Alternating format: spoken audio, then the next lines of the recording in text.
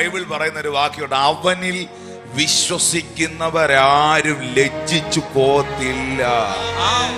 തന്റെ ഏകജാതനായ പുത്രനിൽ വിശ്വസിക്കുന്ന ഏവനും നശിച്ചു പോകാതെ നിത്യജീവൻ പ്രാപിക്കേണ്ടതിന് അവനെ നൽകുവാൻ തക്കവണ്ണം പിതാവായ ദൈവം ഈ ലോകത്തെ സ്നേഹിക്കുന്നെങ്കിൽ തന്റെ ഏകജാതനായ പുത്രനിൽ വിശ്വസിച്ച, അവന്റെ കാൽവരി മരണത്തിൽ വിശ്വസിച്ച ഒരു വ്യക്തിയും ഒരു കുടുംബവും നശിച്ചു പോകത്തില്ല.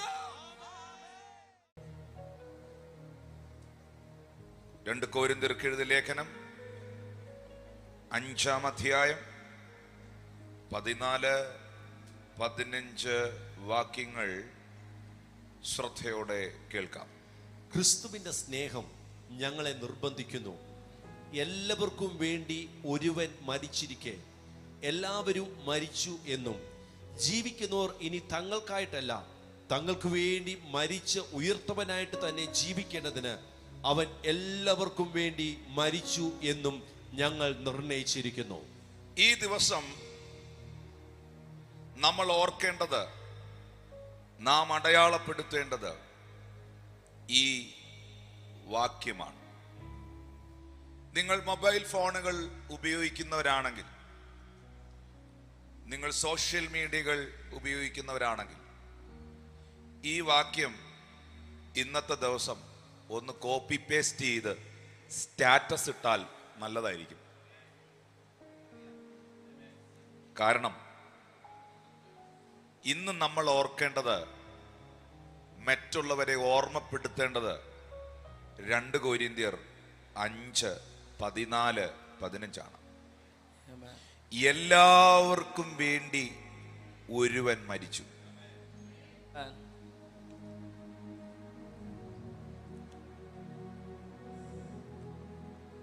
അവൻ എല്ലാവർക്കും വേണ്ടി മരിച്ചു. അതുകൊണ്ട് ഇനി ജീവിക്കുന്നവർ, ഈ ഭൂമിയിലായിരിക്കുന്നവർ തങ്ങൾക്കായിട്ടല്ല, തങ്ങൾക്ക് വേണ്ടി മരിച്ച് ഉയർത്തെഴുന്നേറ്റവനായിട്ട് ജീവിക്കണം. ഇതാണ് ഇന്നത്തെ സന്ദേശം. ഇവിടെ നിങ്ങളൊരു കാര്യം ശ്രദ്ധിച്ചായിരുന്നോ? എല്ലാവർക്കും വേണ്ടി ഒരുവൻ മരിച്ചിരിക്കെ എന്നവിടെ എഴുതിയിട്ടുണ്ട്. പിന്നെയും റിപ്പീറ്റ് ചെയ്യുന്നു 15-ാമത്തെ വാക്യത്തിൽ, അവൻ എല്ലാവർക്കും വേണ്ടി മരിച്ചു. എന്നാൽ അവൻ എന്ന് പറയുമ്പോൾ ആ വ്യക്തിയുടെ പേര് വേണമെങ്കിൽ ഒന്ന് പരാമർശിക്കാമായിരുന്നു. യേശു എല്ലാവർക്കും വേണ്ടി മരിച്ചു എന്ന് എഴുതാമായിരുന്നു. ഈ 2 വാക്യത്തിനകത്തും ആരാണ് എല്ലാവർക്കും വേണ്ടി മരിച്ചത് എന്ന ആ വ്യക്തിയുടെ പേര് പൗലോസ് മനഃപൂർവ്വം എഴുതിയില്ല. കാരണം എല്ലാവർക്കും വേണ്ടി മരിച്ചവൻ ഒരാളെ ഉള്ളെന്ന് എല്ലാവർക്കും അറിയാം. എല്ലാവരും ഒന്ന് പറഞ്ഞു, എല്ലാവർക്കും വേണ്ടി മരിച്ചവൻ ഒരാളെ ഉള്ളെന്ന് എല്ലാവർക്കും അറിയാം. അതുകൊണ്ട് പേരെഴുതണ്ട. ചിലർ മരിച്ചത് വാർദ്ധക്യത്തിലാണ്, ചിലർ മരിച്ചത് അപകട മരണമാണ്, ചിലർ മരിച്ചത് രോഗം മൂർച്ഛിച്ചാണ്, ചിലർ മരിച്ചത് കൃത്യമായ ട്രീറ്റ്മെന്റുകൾ കിട്ടാതെയാണ്, ചിലർ മരിച്ചത് ആത്മഹത്യ ചെയ്തതാണ്. പക്ഷേ എല്ലാവർക്കും വേണ്ടി മരിച്ച ഒരാൾ, എല്ലാവർക്കും വേണ്ടി മരണം സ്വീകരിച്ചവൻ ഉലകത്തിൽ ഒരാളേ ഉള്ളൂ.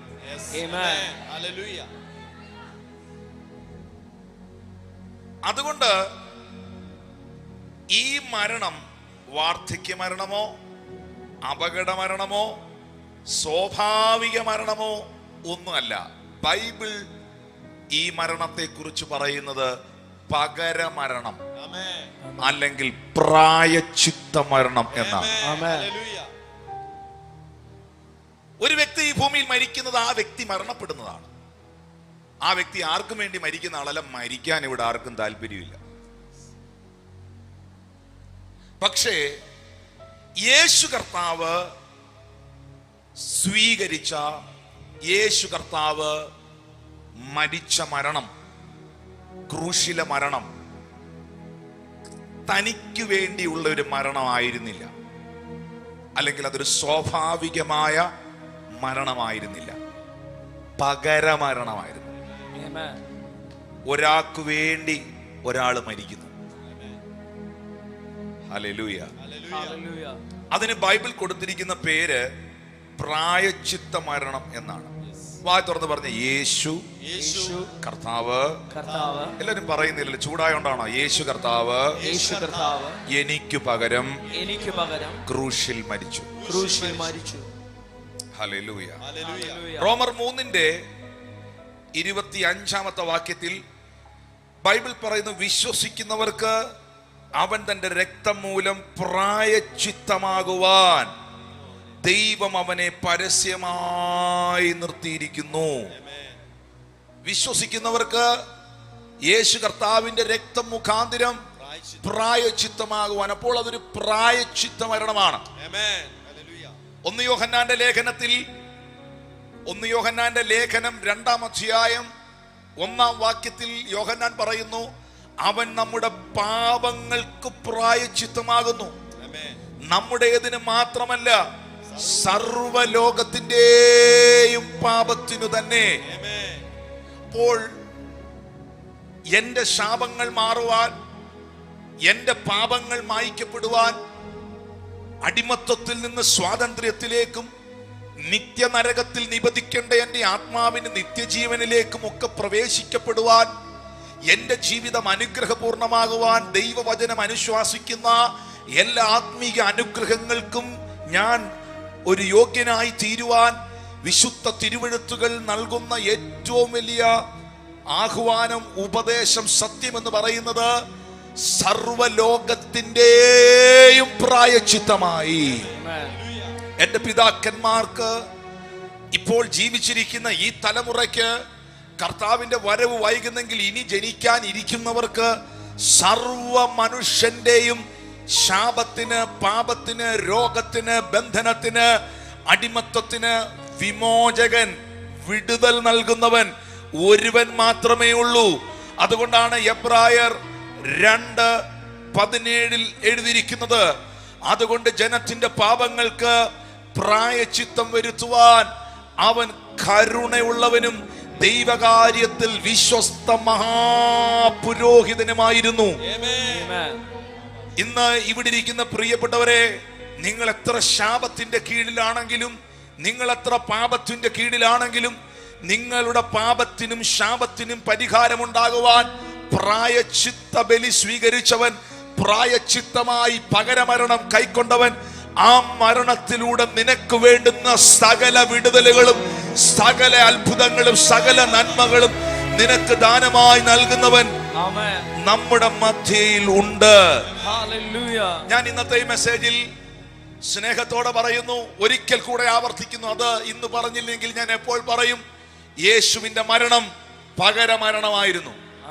ഇവിടെ വന്ന് ഭയങ്കര ആളുകളിച്ചൊക്കെ ഇരിക്കുന്നവരോട്, ഞാൻ എന്തോ വലിയ സംഭവമാണെന്ന് ചിന്തിക്കുന്നവരോട് ഞാൻ സ്നേഹാദരവോടെ പറയുന്നു, എന്റെ കർത്താവ്, നിങ്ങളുടെ ദൈവം, എന്റെ ദൈവം എനിക്കും നിനക്കും പകരമായി ആ ക്രൂശിൽ കയറിയില്ലായിരുന്നെങ്കിൽ ഇന്നിവിടെ ഇരിക്കാൻ നീ ഉണ്ടാകുകയില്ലായിരുന്നു എന്ന സത്യം തിരിച്ചറിയുന്ന ദൈവമക്കൾക്കായി ഞാൻ ദൈവത്തെ സ്തുതിക്കുന്നു. ഹല്ലേലൂയ. ചേർന്നൊരു ആമീൻ പറഞ്ഞേ പ്രിയമുള്ളവരെ.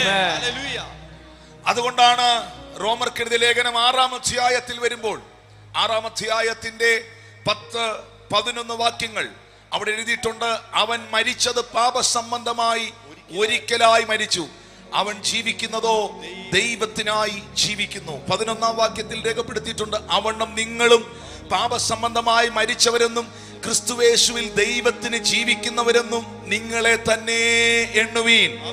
ഇന്ന് ഈ ദിവസത്തിൽ യേശു കർത്താവിന്റെ പരിശുദ്ധ രക്തത്തിൽ വിമോചനവും വീണ്ടെടുപ്പും സ്വീകരിച്ച, രക്ഷിക്കപ്പെട്ട ക്രിസ്തുവിന്റെ മരണ പുനരുത്ഥാനത്തോടെ ഏകീഭവിക്കുവാൻ വിശ്വാസ സ്നാനം സ്വീകരിച്ച, ഈ ദൈവസഭയിൽ ആരാധനയ്ക്ക് കൂടി വരുന്ന ഓൺലൈനിലൂടെ ഞങ്ങളെ ശ്രദ്ധിക്കുന്ന ഞങ്ങളുടെ പ്രിയ ദൈവമക്കളെ, നമുക്ക് ഓരോരുത്തർക്കും ഇന്ന് പറയാൻ കഴിയട്ടെ, എല്ലാ മീറ്റിങ്ങുകളിലും ഞാൻ പറയുന്ന, എൻ്റെ പ്രാർത്ഥനാ മുറിയിൽ ഞാൻ ദൈവത്തോട് പറയുന്ന ഒരു വാക്കുണ്ട്: എനിക്കായി മരിച്ചവനെ ഞാൻ നിനക്കായി ജീവിക്കും. ഇന്ന് ഈ ആരാധനയിൽ നിങ്ങൾ ഉറക്കം തൂങ്ങിയിരിക്കാതെ, അലസരായിരിക്കാതെ, ചുമ്മാ ആർക്കാനും വേണ്ടി എന്തേലും പറയുന്നവരെ പോലെ ആകാതെ, ചങ്കത്ത് തട്ടി കൈകൾ ഉയർത്തി വാ തുറന്ന് ആ ബാലവൃത്തം ജനവും പറയുമോ: എനിക്കായി മരിച്ചവനെ ഞാൻ നിനക്കായി ജീവിക്കും. കേട്ടില്ല? ശബ്ദം ഉയർത്തി, വായികൾ തുറന്ന് ശബ്ദം ഉയർത്തി. കഴിഞ്ഞോ? നിങ്ങൾ ക്ഷീണിച്ചോ? എനിക്കായി മരിച്ചവനെ ഞാൻ അങ്ങേക്കായി ജീവിക്കുന്നു. എനിക്കായി മരിച്ചവനെ ഞാൻ അങ്ങേക്കായി ജീവിക്കുന്നു. എനിക്കായി മരിച്ചവനെ ഞാൻ അങ്ങേക്കായി ജീവിക്കുന്നു.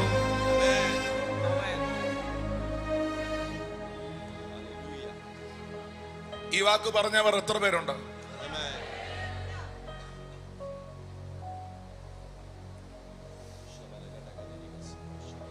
ഈ വാക്ക് നിങ്ങൾ വാ കൊണ്ട് ഉറക്കെ സത്യസന്ധമായിട്ടാ പറഞ്ഞെങ്കിൽ നിന്റെ 1000 തലമുറയ്ക്കുള്ള വിടുതൽ നീ നിക്ഷേപിച്ചു. ആമേൻ.